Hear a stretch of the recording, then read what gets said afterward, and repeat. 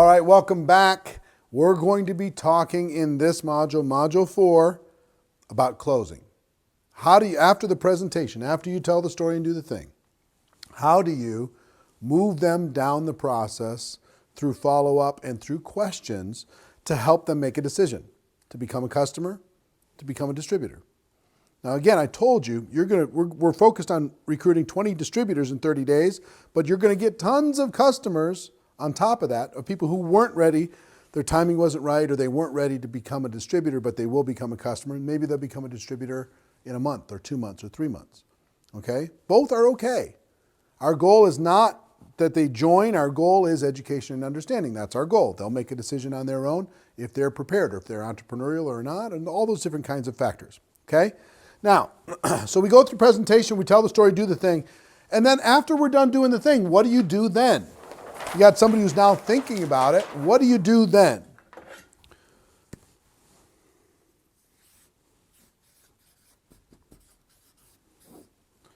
Some people don't like it when I use the word closing, because it's like it sounds so hardcore. But really, we're trying to help a person make a decision that they want to make. Okay? And there's a process to do this. There's a simple process to do this. Now, some of this might feel overwhelming. I hope not, because look, we prepared you to start. We let you see the value of this. And then we talk to you about how do you build your list. We give you some tools to do that. How do you invite those people to sit down with you, and how to fill your calendar. How to present to them by telling the story and doing the thing. Hopefully it's not too overwhelming so far. Okay, you should be able to fill the calendar or tell the story, do the thing. Everybody watching can do that. But there's a little bit of practice involved in this. A little bit, not a lot. But let me just walk you through what I would do at the end of any presentation. Once I told the story and did the thing, I would ask a question. Question number 1.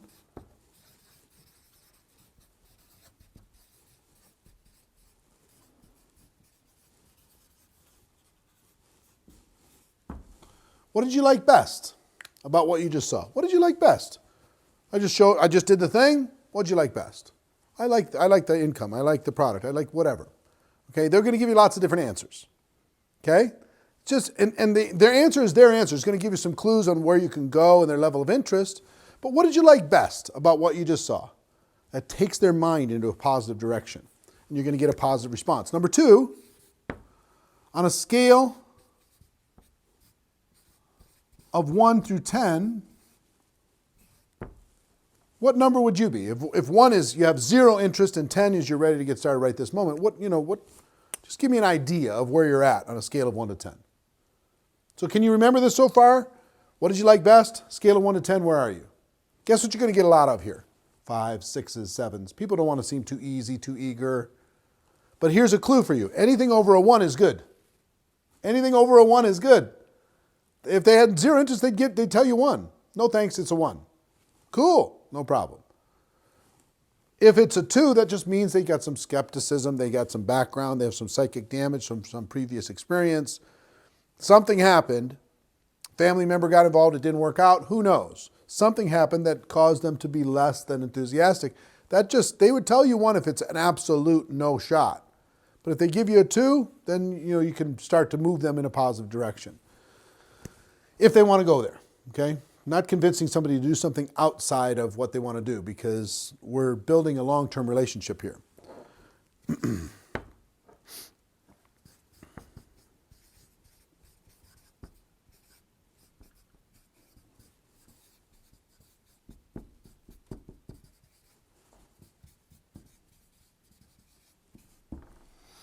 Hypothetical part-time income. So here's what I would ask. I would just say, look, what did you like best? Well, I like the residual income. Fantastic. On a scale of 1 to 10, 1, you have 0 interest, 10, you're ready to go. Where do you find yourself? Where do you see yourself? Well, I'm a 6. That's fine. That's fair. Hypothetically, if you're going to get started with this opportunity on a part-time basis, off the record, between you and me, what kind of income would you need to make per month in order for this to be worth your time? Really important language. in order for this to be worth your time. Every single person on earth has a number where it would become worth their time to do it. Hypothetically, if you were to do this on a part-time basis, how much income would you need to make on a monthly basis in order to make this worth your time? And then they're going to give you a number. And instead of saying, hey, if you can earn $10,000, would you be interested? Don't ask that question. Ask them. Their answers are really important. It's super important that you don't answer this for people. What did you like best? Let them answer. On a scale of 1 to 10, where are they? Let them answer. Hypothetically, how much would you need to earn on a part-time basis to make this worth your time? Let them answer. Okay? Number 4, it's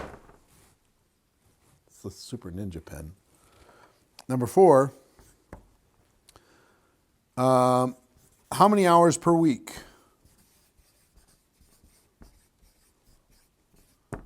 Could you realistically commit to developing that type of income? Let's say they say $1,000 a month would be worth their time.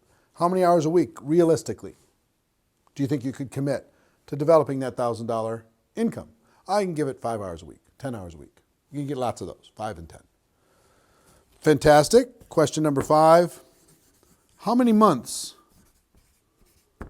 would you be willing to work 5 to 10 hours a week while you were developing a $1,000 part-time income? They're going to give you an answer. You're going to get lots of 6 months, 3 months, 6 months, 9 months, a year. And then question 6, number 1 question in network marketing, if I, would you? So here's that. If I could show you how to develop a $1,000 monthly residual income, working 5 to 10 hours a week over the course of the next 6 months, would you be ready to get started? If I could show you how to develop a $5,000 monthly income working 20 hours a week over the course of the next 12 months, would you be ready to get started? If I could show you how to get everything you wanted, I just ask you, what's your dream situation? And if I could show you how to get it, would you be ready to get going with me? And they're either going to say yes or they got some question or objection, then you can move down that process, okay?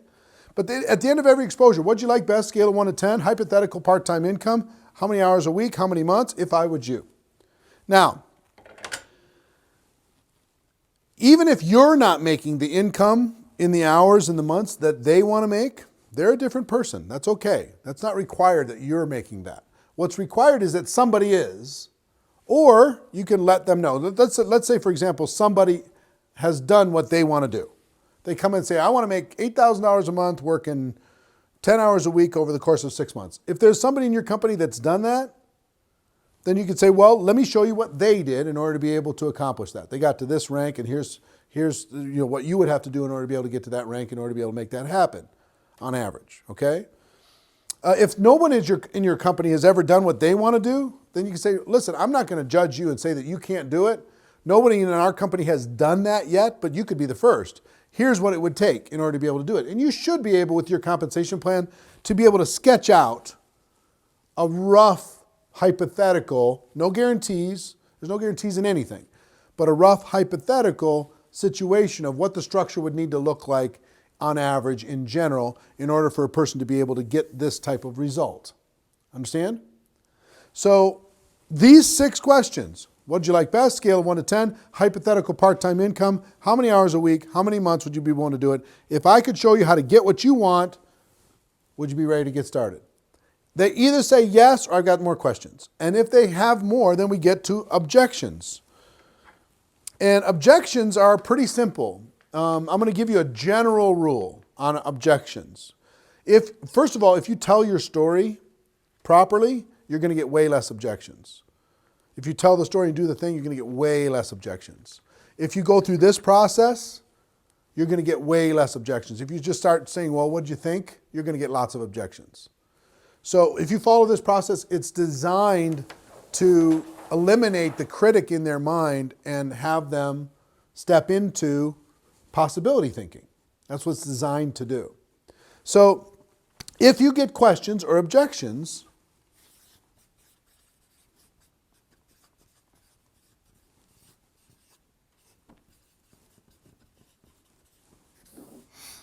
if you get questions or objections, understand that there's really only two types. One, they have a limiting belief about themselves.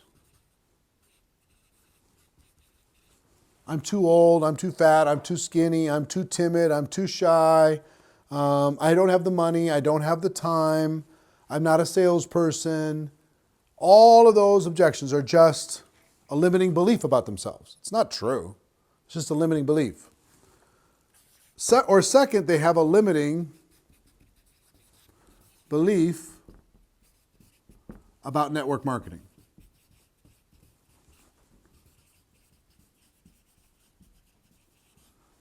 Oh, it's a scam. Only the people at the top make money. You have to get involved early. You got to take advantage of your relationships. You have to abuse your friends. You've got to be a pushy salesperson. They have a limiting belief about network marketing based upon some false assumption. Okay? So if you understand that there's only two, when you hear somebody give you an objection, you got to say, oh, that's a limiting belief about themselves. Oh, that's a limiting belief about network marketing.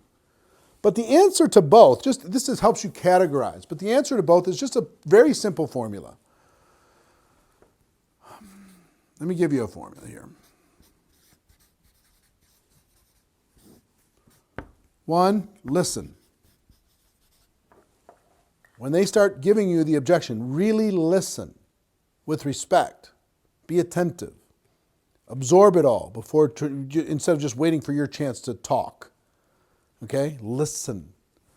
Two, relate. Relate to them.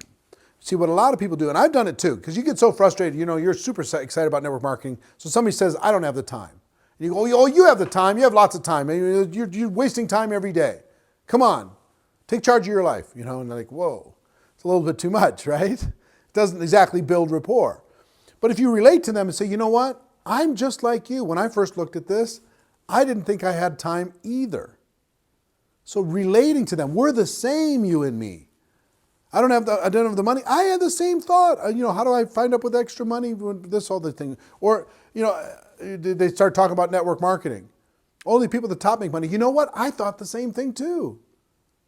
You and I think the same.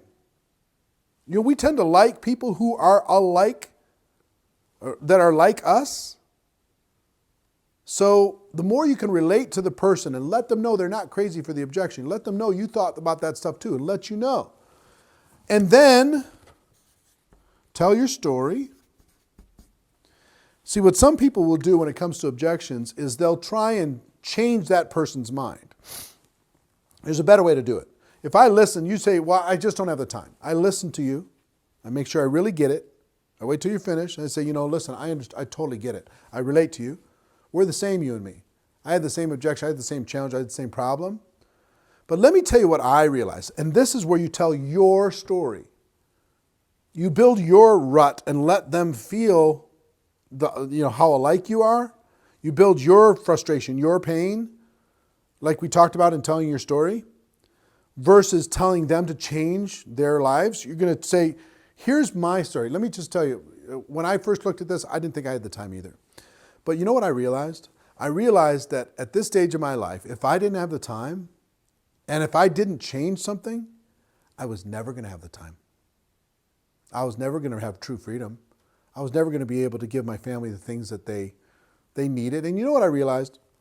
I realized that if it was important enough to me, and if there was enough opportunity available to me, that I could find time. I could carve time out. I could make time happen. I could make time work for me. I could rearrange some priorities. And you know what? I did that. It was one of the best decisions I ever made. Okay, so I'm telling my time story and letting you see if maybe there's some possibilities to relate to it. And then number 4 is ask a question, which is, if I, would you? So listen, relate, tell the story, and then ask the question. If I can show you how to do this the same way I learned how to do it, by rearranging some priorities, figuring some things out so you could buy time back. If I could show you how to do that, Would you be prepared to take the next step? They say, yeah, sure. If you can show me how. Show me how. Show me how you did it. So if somebody says, I don't have the money, listen to them and really understand. Okay. You're saying, and maybe even asking some clarifying questions. Are you saying you absolutely don't have the money, or right now things are a little bit tight and you'd have to make some different choices? Just get some understanding on it. Then relate to them. I understand it too. No matter how much you make, it seems like we all have the same amount at the end of every month, which is not enough. Don't have enough to pay the bills. Don't have enough to pay all the credit cards. Don't have enough to take care of all the payments. So how are you going to add extra expense onto that? But let me tell you a story, what I realized for me. At this age, at this stage of my life, if I didn't have money to be able to take a chance on a small business, I was never going to be able to take a chance on a business for myself. If I couldn't do it with this, what were the chances of me ever being able to do it with, the huge amounts of money a traditional business would cost to start? And I just decided my dream was worth it. That I would say no to some movies for a little while. I would say no to eating out for a little while, and I'd bag some lunches for a little while, and I'd just make a few different choices. It was one of the best decisions I ever made because I'm excited now. I'm excited about my future. I'm excited about taking charge of my life. I'm proud of me for rearranging those priorities and not just living like average people, but doing something extraordinary. So let me ask you a question. If I could show you how to do the same thing that I was able to figure out, would you be prepared to take the next step with me? The answer is, if we're going to be almost all the time, sure. If it's a network marketing, limiting belief about that, listen, relate, tell your story, ask a question. Listen, relate, tell your story, ask a question. It's a very simple formula. It's going to take a little bit of practice. And understand this, you're going to be doing this with 100 different people in a month. So you're going to get really good at this. And the first 10 times it's going to be, not great. And that's okay. Maybe you can practice with some friends, practice with some family, because you're going to use that. Remember, respect, practice, and support. Those 3 words we talked about with Hot Market. Maybe practice with those people and tell them, listen, here's what I'm supposed to do when you have a question. And you can literally say it word for word. I'm supposed to listen to you. I'm supposed to relate to you. I'm supposed to tell you my story. I'm supposed to ask you a question. Walk through and practice with them. Do some practice. Follow through on this, and you're going to get great results. Now, here's what's going to happen at the end of this. You're going to end up with, in my opinion, a very good percentage of people becoming a distributor and another very good percentage of people becoming a customer. You're going to end up feeling amazing because after doing this 100 times, you filled up your calendar. Where's the calendar? Hold on.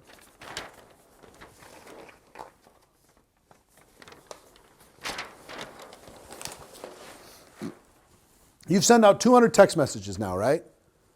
You did this in the end of whatever month before the 30 days that you're going to do this. You filled that entire calendar, packed it. You didn't know what to say, and I gave you some structure to be able to do that. In your presentation, you're going to tell the story and you're going to do the thing. Tell the story and do the thing. Every one of you can do that. And so long as you focus on the story and you make sure you cover all 4 points, you're going to have very good reception to what it is that you're there to do. And our goal, again, education and understanding. That's our goal. And at the end of every presentation, you're going to just go ask them some questions. What'd you like best? Scale of 1 to 10. Hypothetical, part-time, how many hours, how many months, if I would you.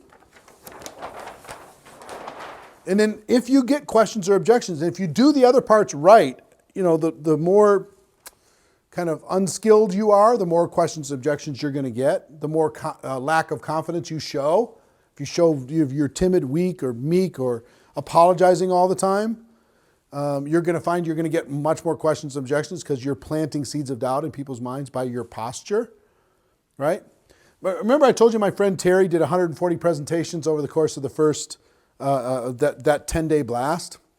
Well, when he first started, the presentations were like 30 and 40 minutes long, and he was a little bit timid with them. But after about 10 or 15, he was just bang, bang, bang. Here's my story. Here's my, he told the story. He did the thing. He said, are you in or are you out? He was just super bold because he was doing it so much. He got in a groove. He got in a rhythm with it. He was doing it so much and he got so much posture with it that his results went up and up and up because he was more and more confident. the fact that you're going to be doing this over a month, you're going to get really good, really fast. Okay? So you can just make, hey, here's this. Are you in or you out? I'm bringing in 20 over the course of this month. I'm putting together the dream team. You either want to be part of it or you don't. You either want to be part of something incredible over the next 12 months and the rest of our lives or not. The people who decide to get in are going to make a good decision. The people decide that now's not the time. It's going to be a bad decision, in my opinion. I love you anyway. But, hey, the train's leaving. I'm going to go. You got some energy now, right? You got some momentum. You got some enthusiasm. You got some excitement. And people are attracted to something that is in motion, attracted to something that is not just so needy. Because when you do this once a month or once every 2 months, you're so needy. Your posture is so, thank you so much for meeting with me. Thank you so much for listening to my story. Thank you. You're just so many times so pitiful, so filled with a lack of confidence that people are like, I don't want to do what you're doing with people that I know. Be bold, but boldness comes from repetition. And that's what this is going to force you to do. It's going to put you in the deep end of the pool and you're going to learn how to swim. Over the course of that month, you're going to get good at this. All right? Getting good. So this process will help you get those people to a positive decision. And understand it might take 3, 4, 5, 6 exposures. Answer an objection. Maybe they try the product. Because again, the first 10 days, we're going to be heavily loaded on presentations. Second days, 10 days, lots of follow-up, getting questions answered. They're trying the product. They're sampling this. They're talking to their spouse, all that other kind of stuff. The last 10 days, a lot of emphasis on helping those people get over the fence and make a decision. Okay? Some are going to join in all 3 sections of the 30-day cycle. But just understand the primary focus of each is going to be slightly different. Got it? All right.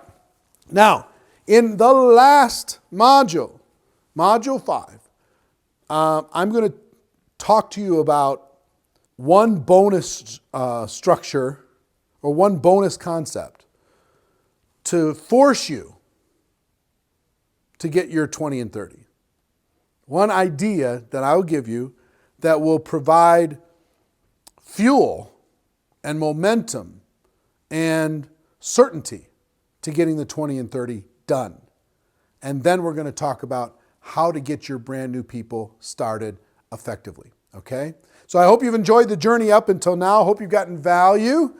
That's my goal, is to over-deliver on value. I want more people to get 20 and 30 than has ever happened in network marketing out of a group of students here engaged in growing their business and growing their lives and helping other people do the same thing. So hope you enjoyed this module. See you on part 5 on the other side.